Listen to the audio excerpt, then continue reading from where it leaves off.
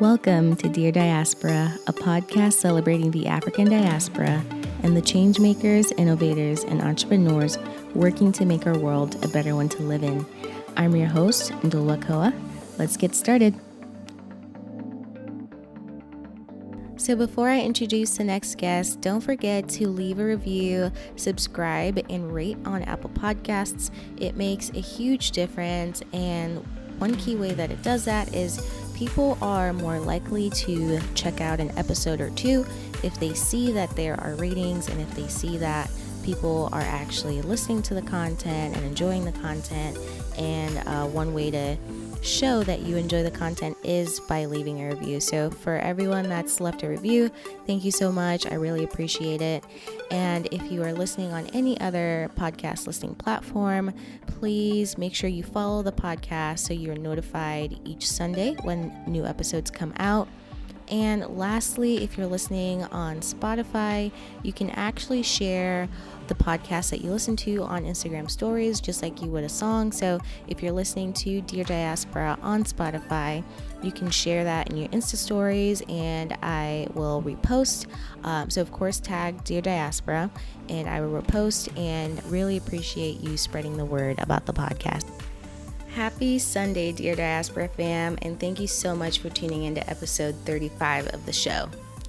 And if you're listening to this on the day it comes out, it's also Mother's Day. Happy Mother's Day to all the wonderful moms out there. A special shout out to my mother and my grandmother. Those women, I just can't even put into words how grateful I am for both of them and just for everything that they've poured into me since birth. I'm so thankful for them, and I really want to take a moment to just express my gratitude and my love for them, and please do the same for all the wonderful women in your life. I am super excited to introduce today's guest. I had the pleasure of interviewing Ona Oghogho. She is the founder and creative director of the Blk Pod Collective. The Blk Pod Collective was created to fill the void of adequate representation for African Americans within the podcast industry. They provide support, visibility, and educational resources to ensure that our community has the tools we need to start, grow, and sustain our platforms. I really enjoyed this conversation, obviously, because I am a podcaster, I am a Black podcaster, and it was just interesting to chat with Ona about the various opportunities that podcasting can bring, how powerful of a tool it is, especially when it comes to educating and informing our communities, how it can be used as a way to connect the diaspora. That was super fascinating.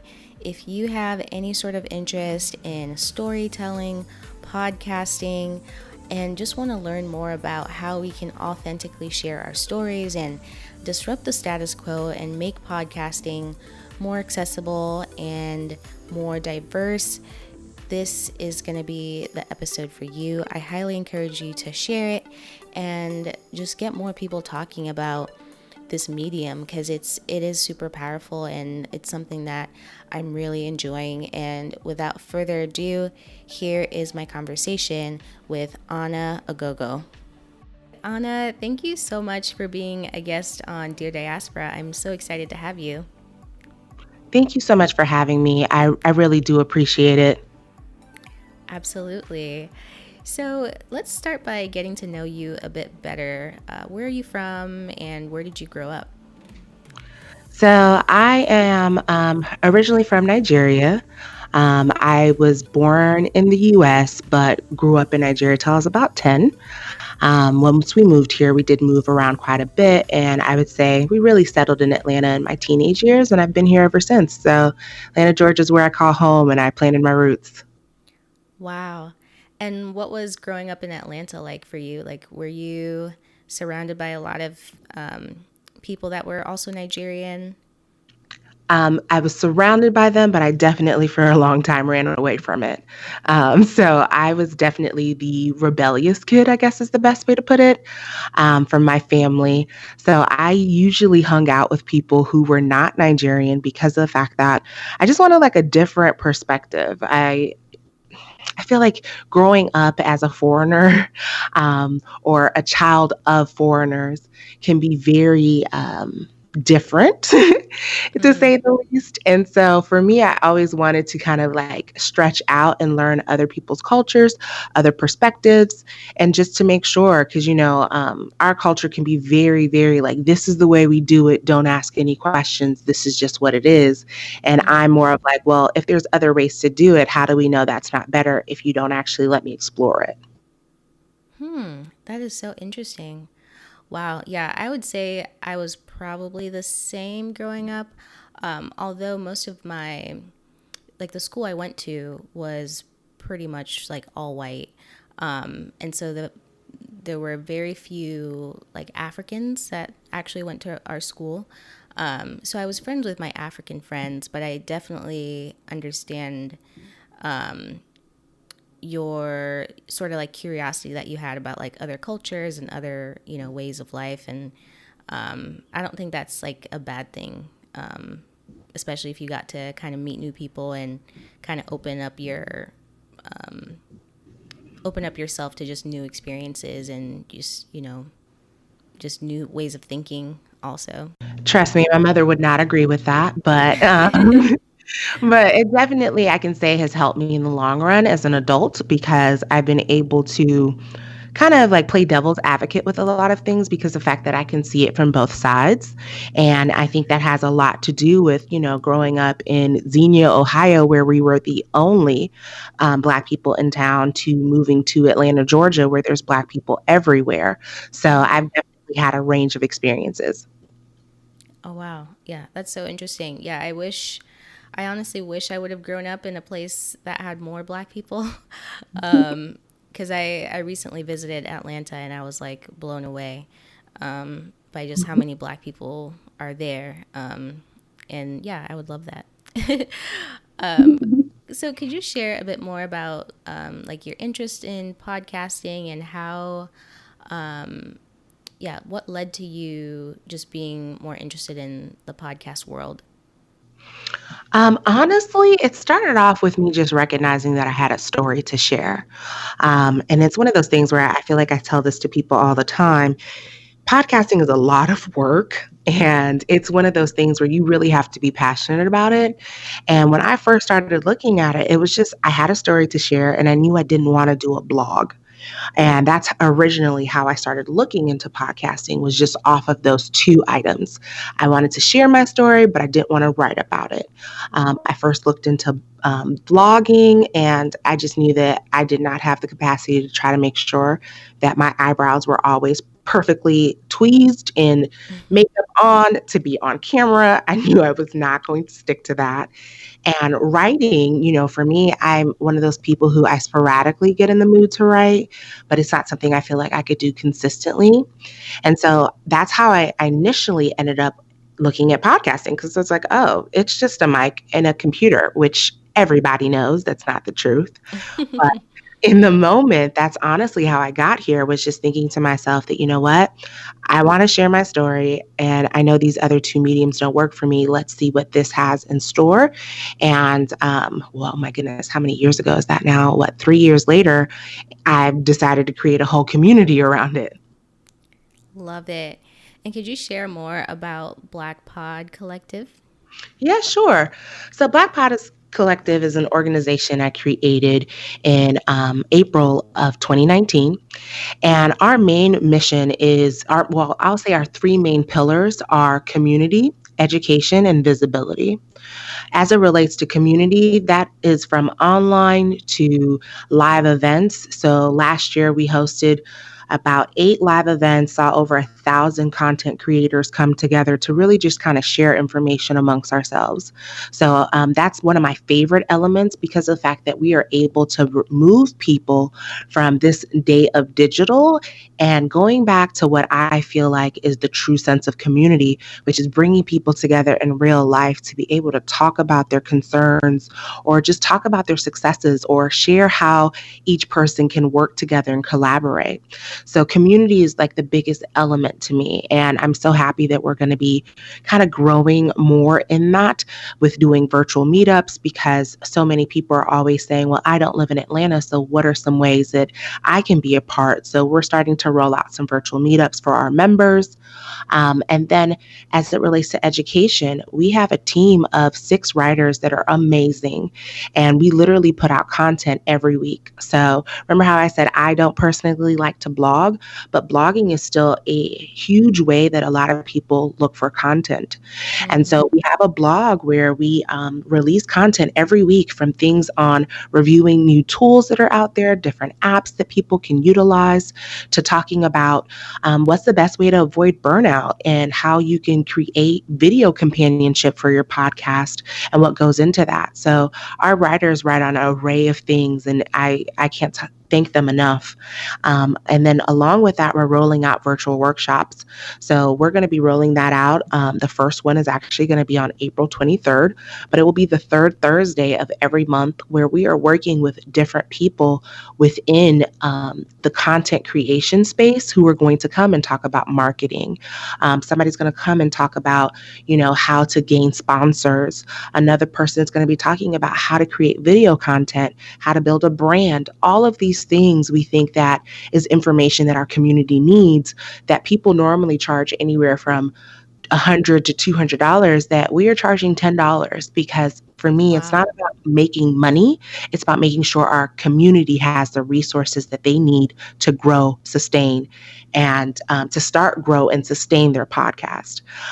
Especially because of the fact that oftentimes podcasters don't make it past the 3-year mark. And we want to make sure that we help people make it to 5, 10, 20 years of podcasting and see themselves flourish from it.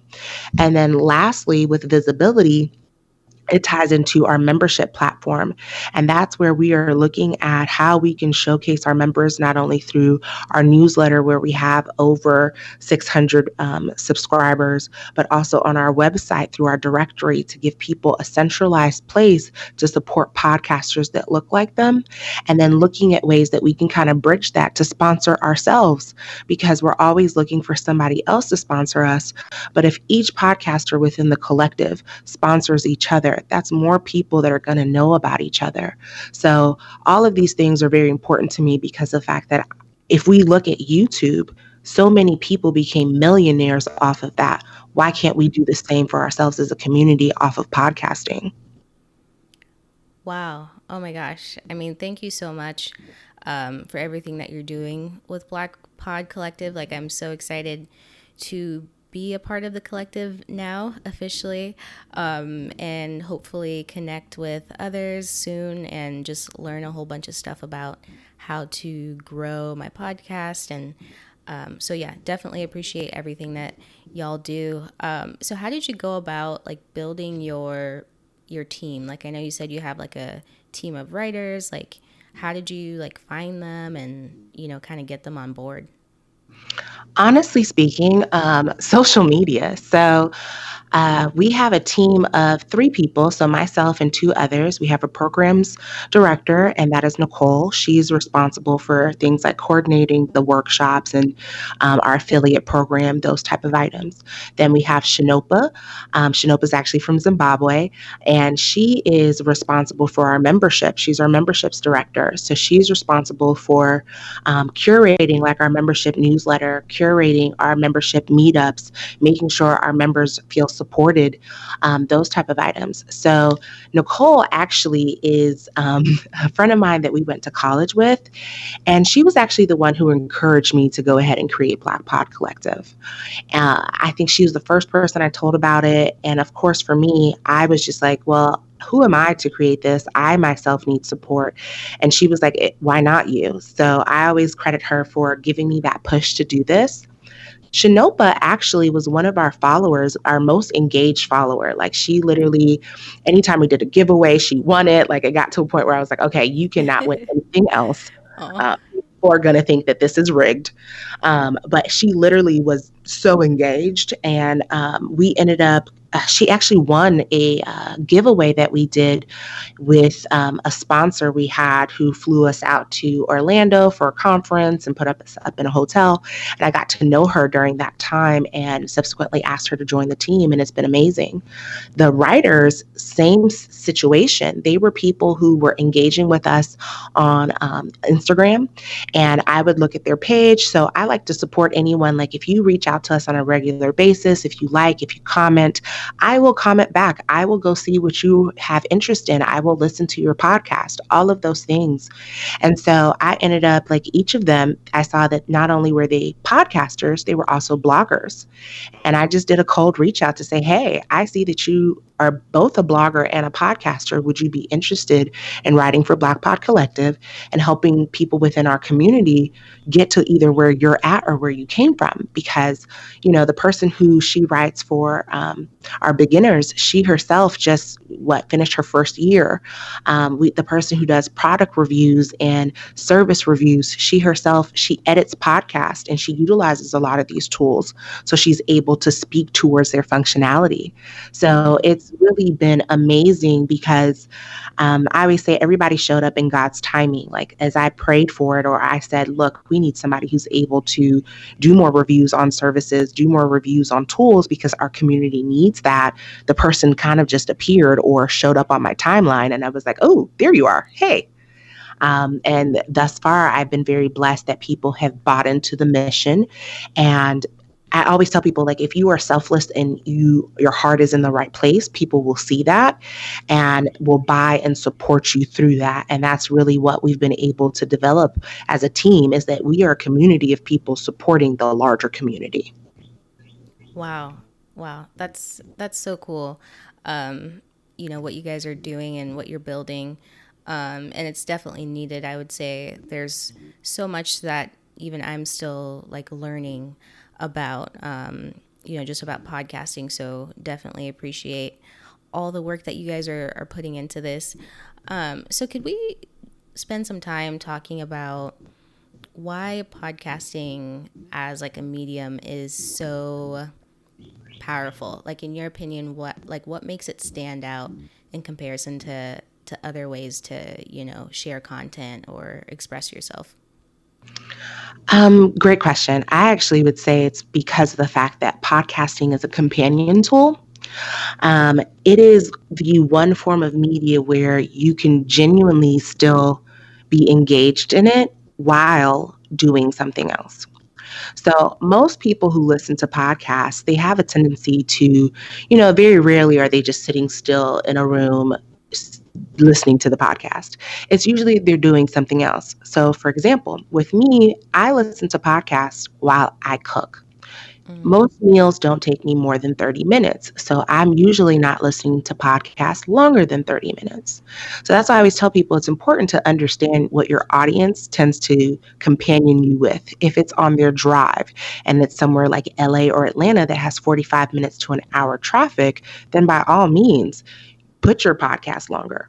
But for somebody like me who I only listen to podcasts when I'm cooking, 30 minutes is perfect for me. And so I think that makes this medium so popular because of the fact that we become so busy as a generation or just as a society, honestly. There's so many things vying for our time that the days of where a person can just solely watch TV, think about it. Most times you're watching TV, you're on social media, you're checking emails, you're doing 10 other things. Reading, you can't really do 50,000 other things as you read a blog. You're going to miss it. You're not going to know what you're talking about anymore. So that's why, you know, in the blog world, it can be difficult to find someone who their attention is not as focused as it used to be. And, you know, this day and age, we're so used to doing so much that that's a hard medium to sustain. But blogging has lasted for quite some time. But podcasting, I can be driving, I can be working out, I can be cooking, I can be bathing my kids. Whatever the case may be, I can be doing these things while listening to information or something that just allows me to laugh or relax after a long day. Along with that, it's very specific. Like it is very niche. If you have I like Small dogs on Saturdays who like to go to the park, you can probably find a podcast for that. But Right. there's literally podcasts for everything. And so because of that, this medium is very popular because it one makes people feel like they're not alone because it's like, oh wait, there's other people who like to talk about this. That's amazing. But two, it allows for people to hear themselves. Like one of my favorite podcasts is Jesus and Jollof. Oh, nice. With Lovey. Oh my God. I love that podcast because it's like, are you telling me like every Nigerian grew up the same? Like all of us had the same experiences? Because I literally feel like I'm hearing my childhood as I'm listening to that podcast, and it endears you to it. So podcasting is popular because I can not only listen to it as I get something else done, but I can also hear my own very story or my own experiences or my own interest from somebody else who's able to let me know that, oh, I'm not crazy. This is actually a thing. Absolutely. Yeah, I love how niche it is, because you can pretty much, whatever sort of interest you have, there's definitely a podcast out there for you. So could you share a bit more about how you can stand out,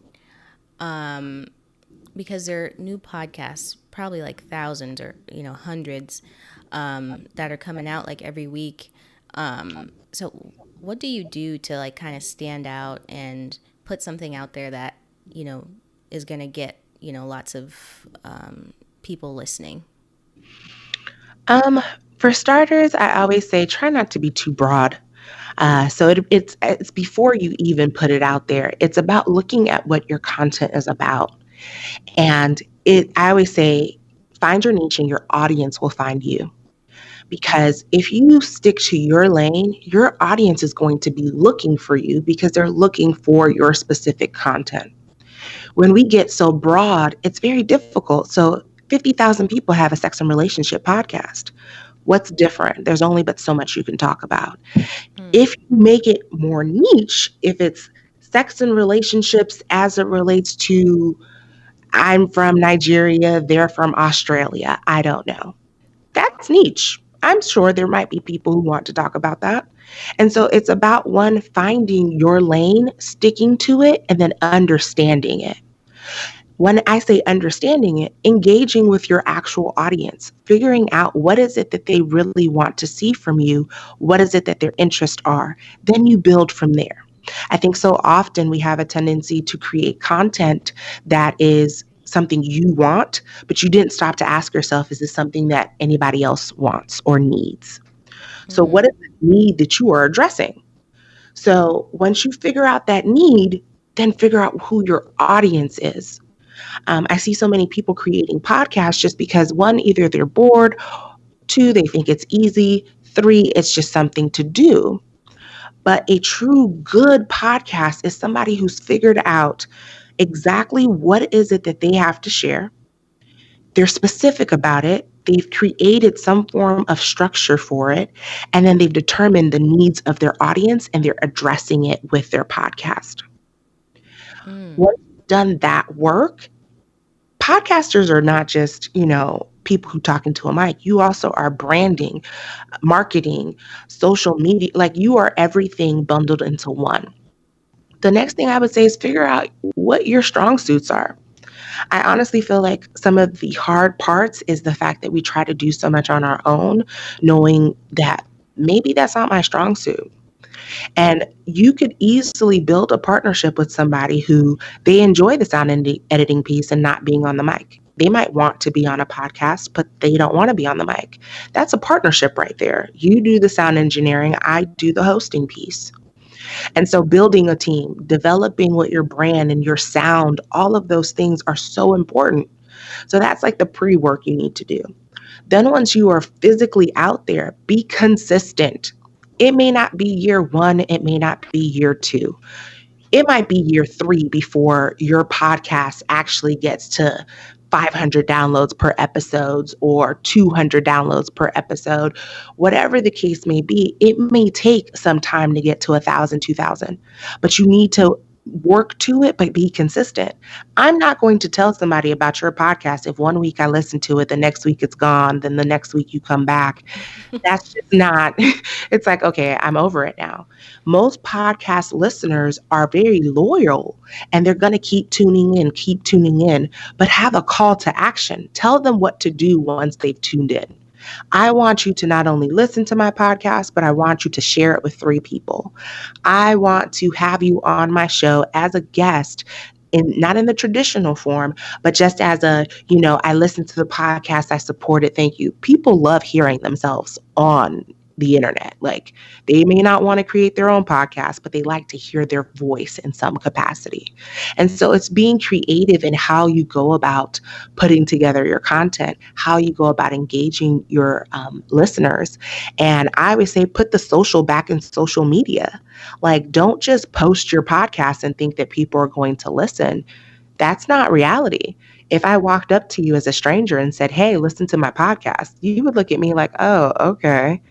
But if we've built a relationship, you've gotten to know me, you support what I do, and I in turn want to support what you do, and I've told you the benefits of why it would be important to listen to your podcast, that's a lot more approachable. That's a lot more like, oh, okay, actually, I want to listen to this because I've built a tangible relationship with you. That's what you're doing online. You're building these tangible relationships with people and converting those relationships into your listeners.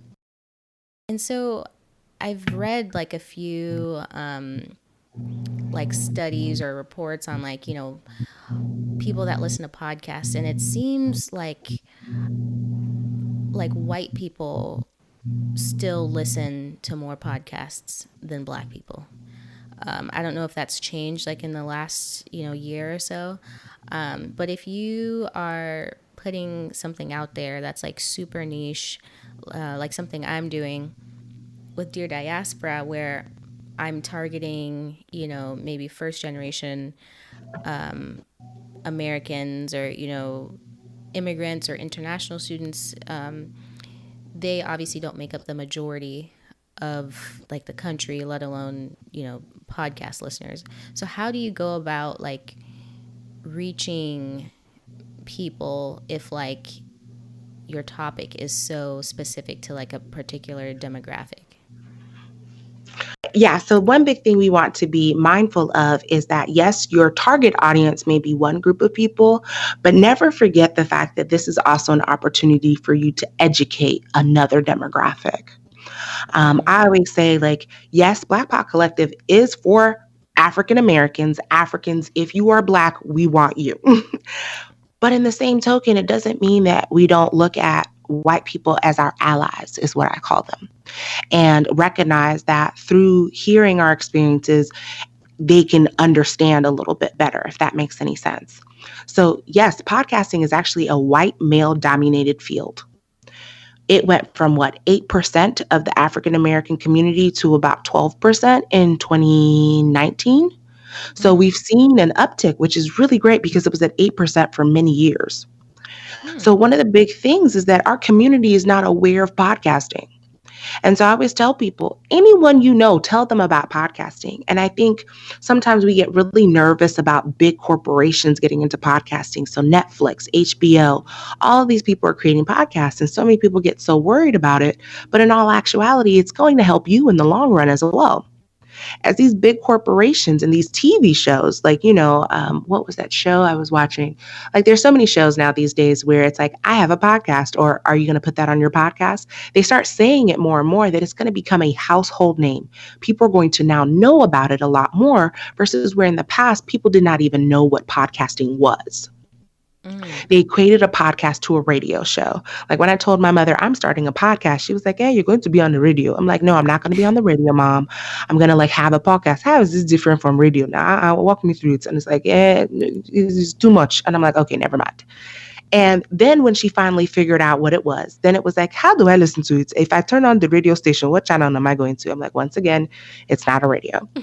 So it was then getting her to understand what it was. And then it's like, okay, wait, I have to download something separately just to listen to this one thing. I don't use it for anything else. This is pointless for me. You know what I mean? And so that's difficult when people don't know about something, and then it's not readily accessible. I have to go to an app. I have to have this app specifically for podcasting because let's be honest, if it wasn't for podcasting, I would not have SoundCloud. I would not have some of these other things like Spreaker, Castbox, all of these things. I would not utilize them without podcasting. That's why I was so happy when Pandora came into podcasting. Spotify has really helped with that. And, I've never had an Apple product. So, iTunes, I guess, but I don't have Apple. So all of these things help because of the fact that it makes you more accessible to your audience. But as an African American community, for a medium that has been white male dominated, we've never had a desire to get to understand podcasting because let's think about it. The big names in podcasting have been white men. So as the medium has been changing and more African Americans, more Latinos, more Asians, more other people are actually joining into the race. And the media is now taking notice. It is now showing up on radio stations, on TV. People are going to know about it more. So our audience is intrinsically going to understand that it exists more. And so that's the big thing is one, people need to know it exists. And so my thing is, instead of always telling people, listen to my podcast, explain what a podcast is in a way that is actually tangible. So if I tell you, oh, this is actually something where you can learn about your interest, like, oh, you're really interested in ants or marine biology, there's actually a podcast for that talks to your specific interest. Anything that you are specifically driven to, you can find it in Spotify. You can find it in iTunes. This is how you pull your audience in. For us as African Americans, with the numbers so low, because 12% is actually not as low as we think, but it's still fairly low in comparison to our white counterparts. We need to look at just outside of the US because a lot of this research that's taking place is taking place with really US listeners. They're not really taking into account what other countries are doing. Slowly, they're starting to take into account like countries like Colombia, Argentina, Nigeria. Like they recently came out to say that Nigeria listenership is up by like 80%. That is massive. Wow. Argentina is like, and Colombia, these places are set to be the next big breakthroughs for podcasting. And that's why a lot of these, our white counterparts, are having their podcast translated into Spanish because of the fact that it's so large over there. And so the question isn't about where are we going to find our audience if, we are focused on African Americans and the large listener base is white Americans? How do we tap into the audiences outside of the US? That's the bigger question. And so we need to be looking at creating collaborations with these platforms across the ocean.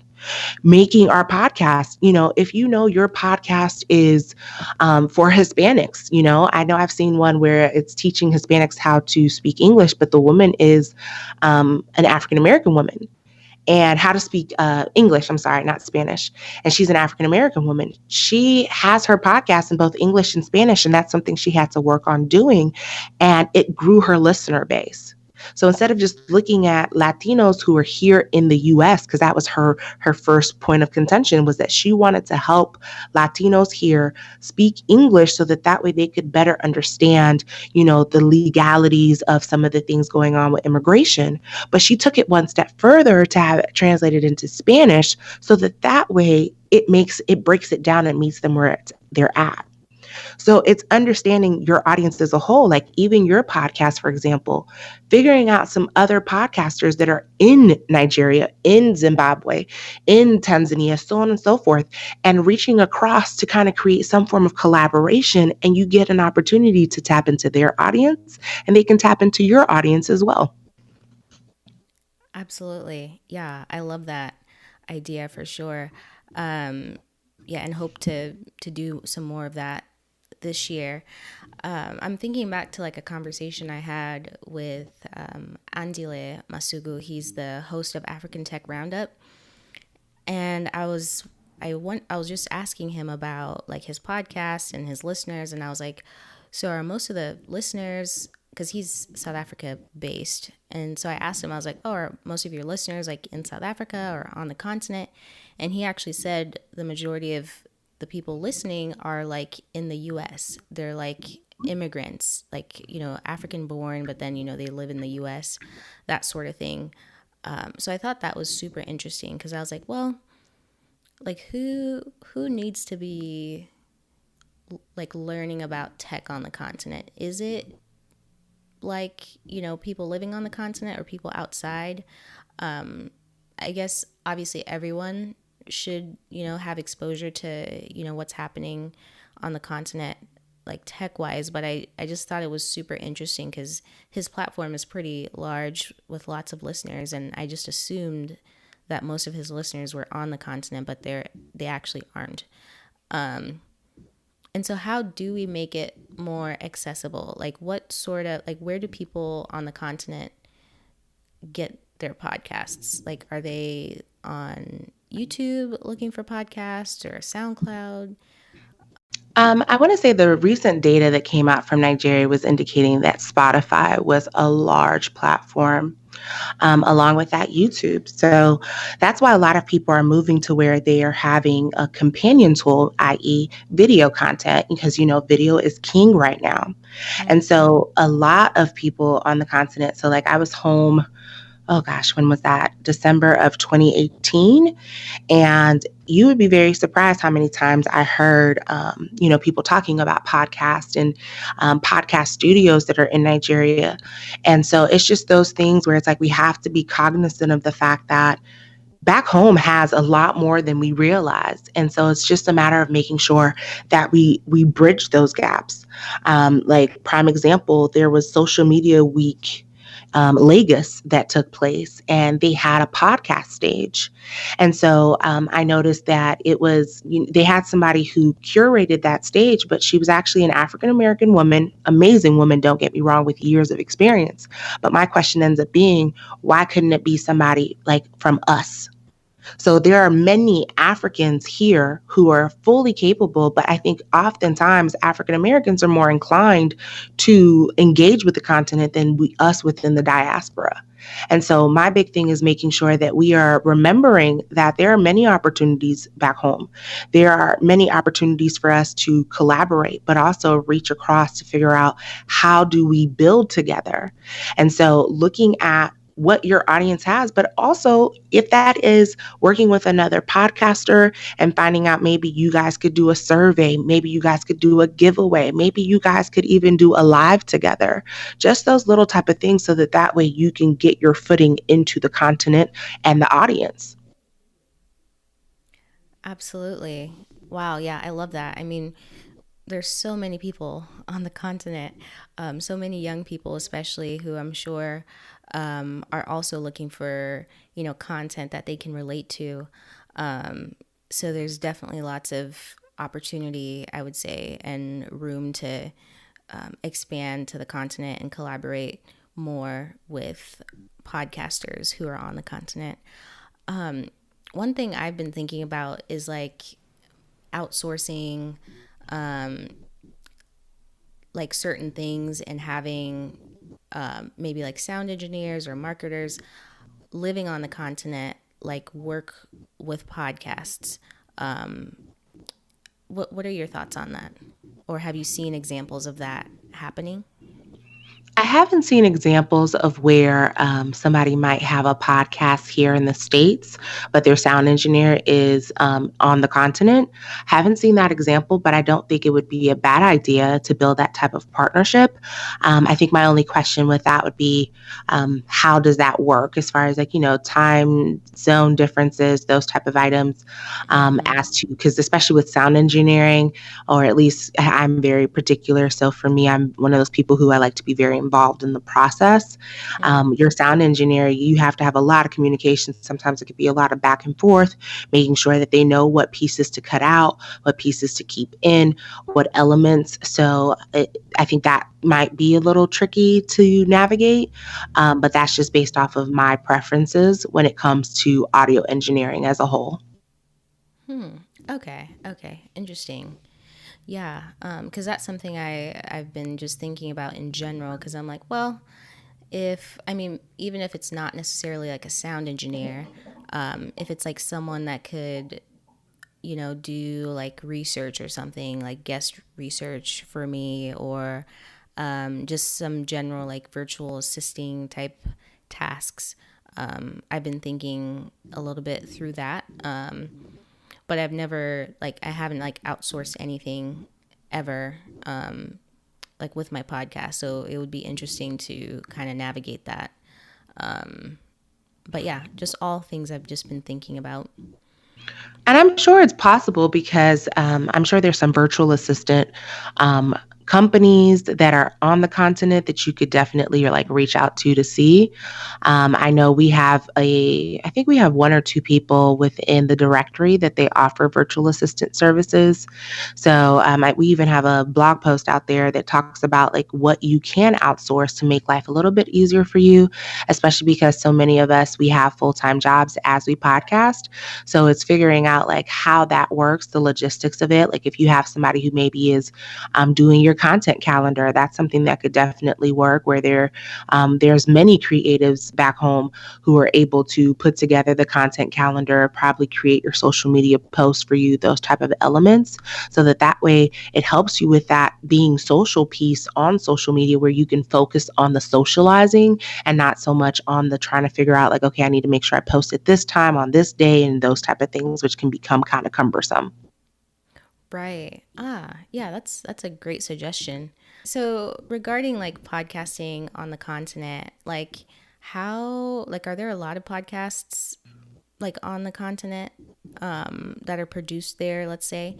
And how do we work to like create more opportunities for podcasters on the continent?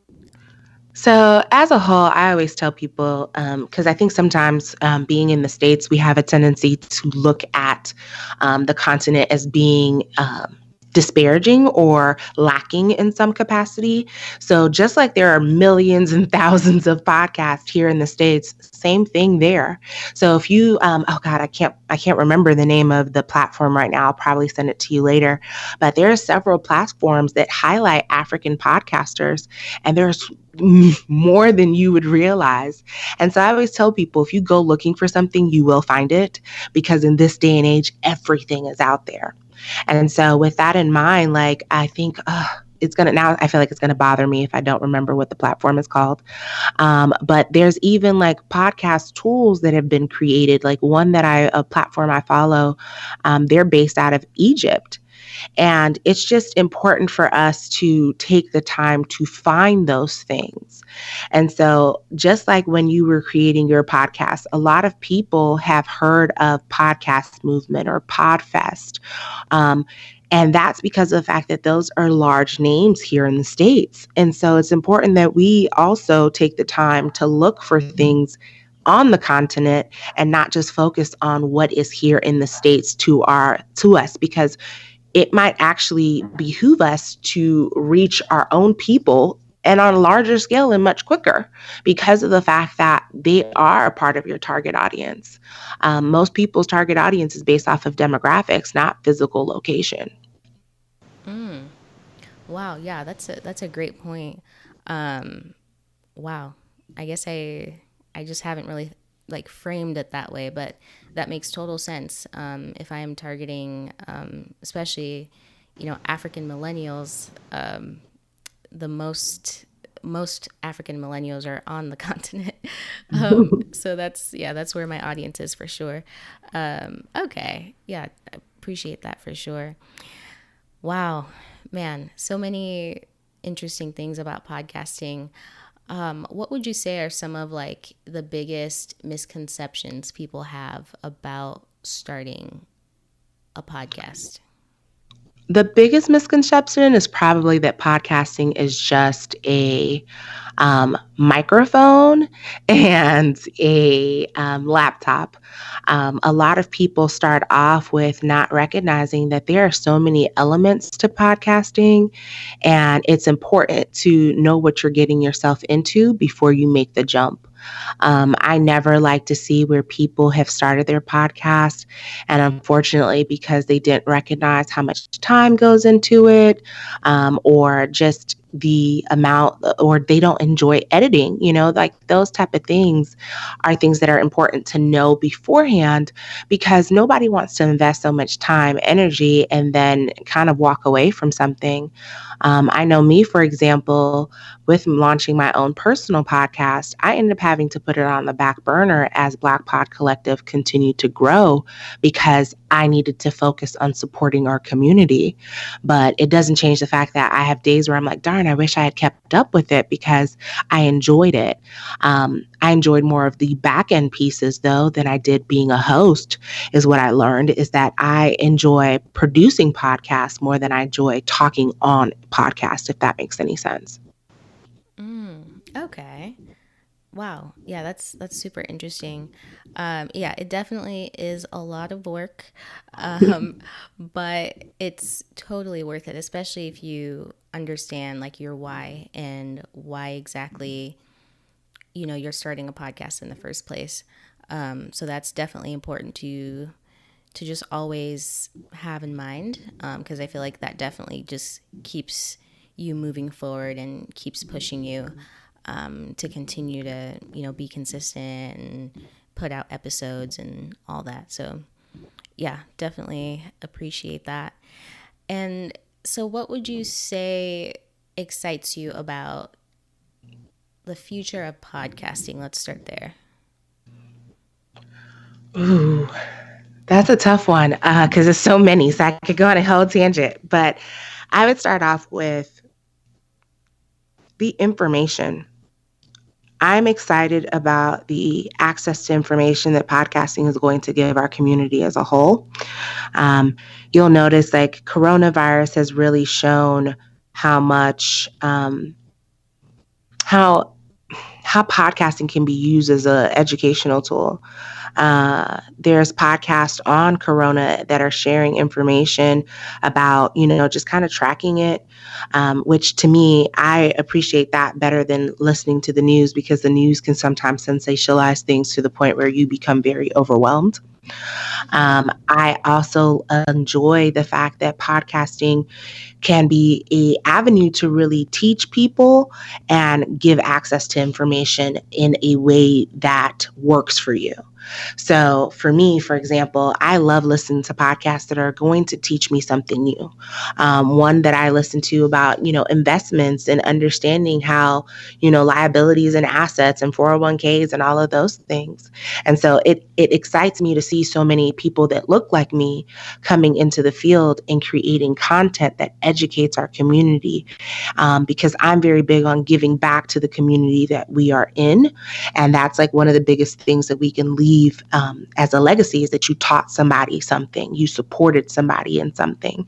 And I really am excited to see what these future generations of creatives are able to teach following generations, and what people can go back and listen to. Like, think about that. This is archived and it's out there on the internet. That means your children, your grandchildren have the opportunity to go back and learn from you. And so it's important what we put out there, because it's there forever, for years to come, for people to know that we were here and leave our stake. Whoa. Whoa, whoa, whoa. Wow. That's amazing. Dang, no pressure, right? My No, grandchildren none will be whatsoever. listening to this. Oh my gosh. I mean, that's so amazing to think about, though. I mean, because if I think back to, like I don't have access to anything that my great grandmother or my grandmother, really worked on. Like there is no, like it's not in the digital world. I mean, same goes for my mom, and she's even younger, obviously. And so I think it's interesting that we'll be able to look back and like all this stuff is just going to be there still. They have the opportunity to hear your voice. Think about that. Yes, yes. You're great. Think about it. If you could hear, like, what if you found out tomorrow that you sounded just like your great great great grandmother that you never got to meet? But you could never hear that. Your future generation of your bloodline will have an opportunity to hear exactly what you sounded like. Your mannerisms, your laughter, all of that. That's a beautiful thing. Man, Yeah, you're right. I mean, that's, yeah, that's just so, wow. And your pictures and, they'll be able to look back at your career and just all the moves that you made. And man, thank you so much. I learned so much from you, and I can't wait to really start to engage with the rest of the podcasters in the collective and hopefully collaborate with them and learn from them as well. So thank you so much for everything that you do, and hopefully this encourages folks to start their own podcasts or maybe just listen to more podcasts. So definitely appreciate you taking the time to be on the show. Of course. For anybody who's looking to start their own podcast, we're actually launching a podcast for podcasters. That's going to be launching on Wednesday, April 29th. And season 1 is all about how to start a podcast. And so that means it's going to be a very different show in that we're not interviewing anybody, but instead every episode is going to have a different guest. And they're going to be a guest host where they'll be discussing like the general mistakes that they see people making when starting their podcast and how to avoid those things and advice to get you started on the right track. So I'm a firm believer in that. Yes, I created the collective, but I don't know everything. So it's important to bring those people in who are able to teach you not only from their experiences as podcasters, but also as professionals who some of these people have spoken at podcast conferences. They've taught classes on this. They've led these conversations. So this is a free opportunity for you to learn from them so that way you get started on the right foot. And even if you've already started your podcast, you have an opportunity to find out if you're at least hitting the baseline of what you created. So even for those who are aspiring podcasters, those who have started their podcast, I highly recommend that you listen to this first season. It really kind of gives you the free toolkit to make sure that you are heading in the right direction. And each season will be tackling new things, like season after that might be about monetization, might be about marketing. We'll see. Love it. And sorry, where do people go again if they want to listen once it's launched? When it launches, we will be on Apple, Spotify, and Google. And of course, you can listen to it on our website, which is Blk Pod Collective.com. Awesome. Thank you so much. Yes, I will be sure to include that in the show notes so everyone can follow you and hopefully maybe get on an email list so they are the first to know when new episodes are out. Of course. I really appreciate you for having me on the show. I love the content that you're putting out, the work you're putting into this. It really shows. So great work. Keep it up. Oh, wow. Thank you so much. Like Ona mentioned towards the end of the episode, be sure to check out the Blk Pod Collective's new podcast for podcasters. The link to that is in the show notes. You can get in touch with Ona if you want to learn more at hello@blkpodcollective.com, and you can follow them on Instagram at Blk Pod Collective. And if you enjoyed the episode, spread the word, share this with your family and friends. We really want as many people listening to this sort of content, and I would really appreciate your support. Thanks for listening to Dear Diaspora. If you like what you hear, subscribe, rate, and review us on iTunes. You can find us on Instagram at Dear Diaspora or visit our website at deardiasporashow.com. Thank you, and talk to you next week.